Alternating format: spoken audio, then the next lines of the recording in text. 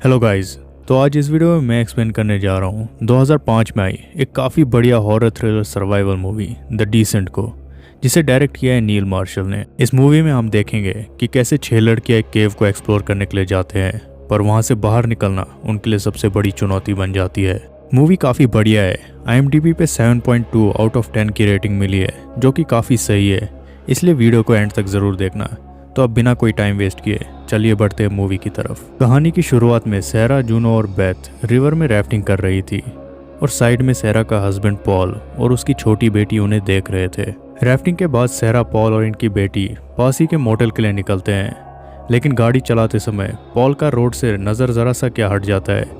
सामने से एक गाड़ी आकर उनसे टकरा जाती है और उस गाड़ी के ऊपर रखे स्टील रॉड सीधे जाकर पॉल के गाड़ी के शीशे से आर पार हो जाती है, जिससे कि पॉल और उसकी बेटी की ऑन स्पॉट डेथ हो जाती है। अगले पल सहरा खुद को हॉस्पिटल में पाती है, जहां उसे पता चलता है कि पॉल और उसकी बेटी की डेथ हो चुकी है। खैर, तो अब इस इंसिडेंट को हुए 1 साल बीत जाते हैं और हम देखते हैं सहरा को बेथ के साथ, जो कि जूनो से मिलने जा रहे थे।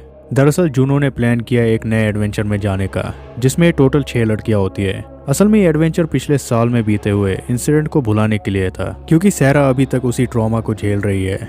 लेकिन इन्हें क्या ही पता था कि ये एडवेंचर इनके लाइफ की सबसे बड़ी गलती होने वाली है। खैर, तो सैरा और बेथ जूनो से मिलते हैं और साथ में उधर होती है बेका और इसकी छोटी बहन सैम और है हॉली। अब ये लोग आपस में बात वगैरह करने लगते हैं। इनका प्लान था अगली सुबह को स्पॉट में पहुंचने का, तो अब ये डिनर वगैरह करके सो जाते हैं। अगले दिन जूनो सभी को जगाती है। सैरा तो पहले से ही जागी हुई थी, क्योंकि रात को ये ठीक से सो नहीं पाई, क्योंकि इसे काफ़ी डरावने सपने आ रहे थे।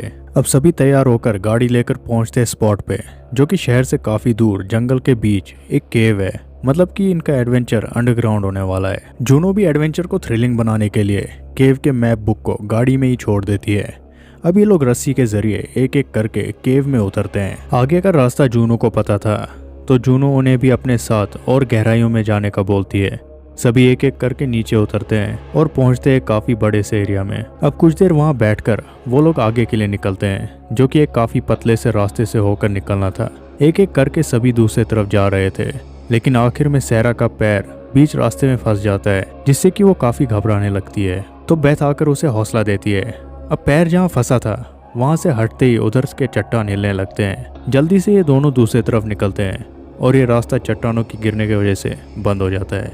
अब कुछ देर बाद बेका जूनो को बोलती है कि मैप बुक में देख कि आगे का रास्ता क्या है, जिस पर जूनो क्या ही बोलती, क्योंकि उसने तो बुक ही नहीं लाया है, क्योंकि बुक का कोई फायदा ही नहीं है। अब सभी जूनो से बोलते हैं कि ऐसा क्यों, तो ये बोलती है कि ये एक नया केव है, यहाँ हमसे पहले कोई नहीं आया है। ये बोलती है कि इस केव को डिस्कवर करना चाहती थी। खैर, तो जूनो सभी को समझाती है कि अगर हम ऐसे ही लड़ते रहें तो यहीं फंस जाएंगे, इससे अच्छा है कि सभी आगे बढ़ते रहे। अभी आगे बढ़ते हैं और चलते चलते पहुंचते एक एंड पे, क्योंकि नीचे एक लंबी खाई थी, तो खाई को क्रॉस करके ही उन्हें आगे जाना होगा। अब बेका ऊपर लटक कर चट्टान के क्रैक में हुक्स लगाती है, जिसमें ये रस्सी लगाते हैं, पर उस चट्टान में ये एक पुराना हुक देखती है और उसमें भी ये रस्सी फंसाती है और धीरे धीरे करके ये रस्सी के जरिए इस खाई को क्रॉस करते हैं। एंड में जूनो जब आ रही थी तो उसे हुक्स भी अपने साथ खोल कर लाना था, तो ये एक एक करके हुक्स को खोलती है, पर आखिरी वाला हुक चट्टान से खुद ही खुल जाता है और ये बड़ी तेजी से नीचे जा रही थी। पर बेका रस्सी को पकड़ लेती है, जिससे कि जूनो बच जाती है, पर बेका के हाथ को जरा सा कट आ गया था। सैरा उस पुराने हुक को देखती है। जूनो बोलती है कि ये काफी साल पुराना होगा, मतलब कि हम यहाँ पर पहले नहीं है, पर वो लोग बाहर नहीं निकल पाए होंगे, क्योंकि अगर वो बाहर निकले होते तो इस केव का नाम रख लिया होता। अब सभी आगे बढ़ते हैं। बेथ को चट्टान में कुछ दिखता है, तो एक फ्लेयर को जलाते हैं। चट्टान में एक ड्राइंग बनी हुई थी, जो कि इसी केव की थी, जिसमें 2 एंट्रेंस बनाकर थे।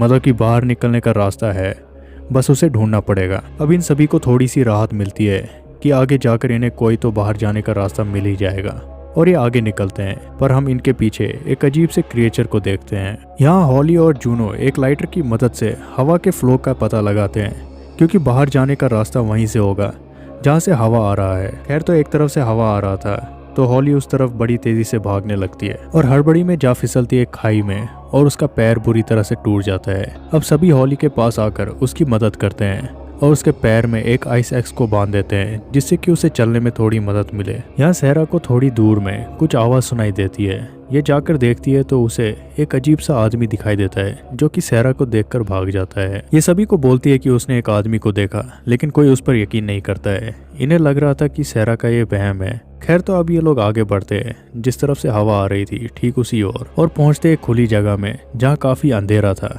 पर ये कैमरे में नाइट विजन को ऑन करके देखकर हैरान हो जाते हैं क्योंकि इनके चारों तरफ जानवरों के हड्डियां थे।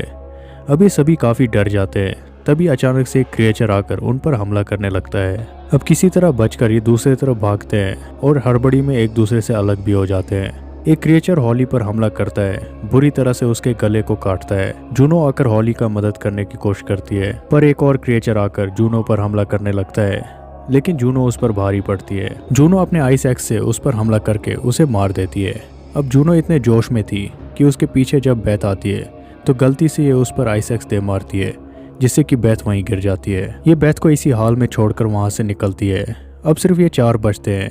एक तो जूनो, दूसरी तरफ बेका और सैम, और इधर सहरा एक तरफ बेहोश पड़ी हुई थी। जब उसे होश आता है तो ये कैमरा की मदद से देखती है कि हॉली के बॉडी को कई क्रिएचर्स कच्चाई खा रहे थे। यहाँ बेका और सैम के सामने से एक क्रिएचर गुजरता है और उसे पता भी नहीं चलता है क्योंकि ये क्रिएचर देख नहीं सकता है। मतलब कि इन क्रिएचर की एक कमजोरी ये है कि ये देख नहीं सकते हैं पर सुन जरूर सकते हैं। इसीलिए जूनो दूसरी तरफ जब बेका और सैम को चिल्लाकर बुला रही थी तो क्रिएचर उसकी तरफ भागने लगते हैं। यहाँ हॉली के बॉडी को खाने के बाद क्रिएचर जब हटते हैं तो सहरा आकर उसके पैर में बंधे हुए आइस एक्स को निकालती है और उस पे कपड़े बांधकर उस पर किसी तरह आग लगाती है उजाले के लिए। इधर बेका और सैम के ऊपर एक क्रिएचर हमला करता है, पर तभी जूनो आकर उस क्रिएचर को मार देती है और इन दोनों को बोलती है कि बेथ और हॉली नहीं रहे। अब सैम इस क्रिएचर को देखकर बोलती है कि ये कई सालों से यहाँ पर है, ये पूरी तरह से अंधे हैं, ये शिकार करने के लिए एक चमगादड़ की तरह अपने कानों का इस्तेमाल करते हैं। जूनो बोलती है कि लेकिन शिकार के लिए जरूर ये इस गुफा से बाहर निकलते होंगे, हमें बस बिना शोर किए उस एंट्रेंस को ढूंढना होगा, लेकिन सहरा के बिना नहीं, क्योंकि सहरा अभी भी जिंदा होगी। यहाँ सहरा को बेथ मिलती है जो कि बिल्कुल भी हिल नहीं सकती थी और वो सहरा को बोलती है कि जूनो ने उस पर हमला किया और उसे मरने के लिए यहीं छोड़ दिया। और ये सहरा को जूनो का लॉकेट देती है जिसे इसने जूनो के गले से निकाल लिया था। अब सहरा को यकीन होता है कि जूनो ने ही बेथ पर हमला किया है।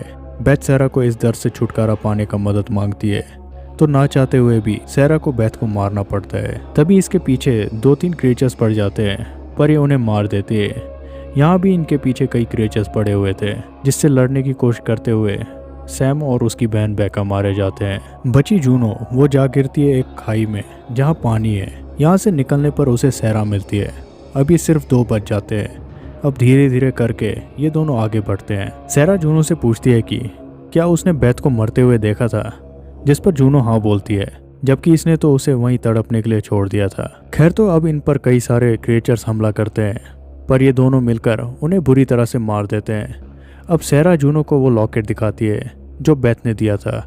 जूनो का इस पर कोई जवाब नहीं था, तो सहरा अपने आइस एक्स से जूनो के पैर पर हमला करती है और वहां से निकलती है ठीक उसी की तरह। और आगे बढ़ते बढ़ते ये फिसल कर एक खाई में गिरती है और बेहोश हो जाती है। जब इसे होश आता है तो पाती है कि आगे से सूरज की रोशनी आ रही है, तो ये उस रोशनी की तरफ बढ़ती है और आखिरकार इस केव से ये बाहर निकल जाती है और फिर जल्दी से अपने गाड़ी में चढ़कर वहां से कुछ दूर जाकर रुकती है। तभी गाड़ी में उसे जूनो मिलती है और अचानक से उसकी आंख खुलती है और वो खुद को उसी केव में पाती है। मतलब कि केव से वो कभी बाहर निकल ही नहीं पाई थी, ये सिर्फ उसका वहम था। और फिर इसी के साथ ये मूवी यहीं ख़त्म हो जाती है। तो दोस्तों ये थी द डिसेंट मूवी की एक्सप्लेनेशन। अगर आपको ये वीडियो पसंद आई तो लाइक शेयर एंड सब्सक्राइब ज़रूर कर लेना, क्योंकि ऐसी वीडियोज़ मैं अपने चैनल पर लाते रहूँगा। तो मिलते हैं अगले वीडियो में, तब तक के लिए बाय बाय।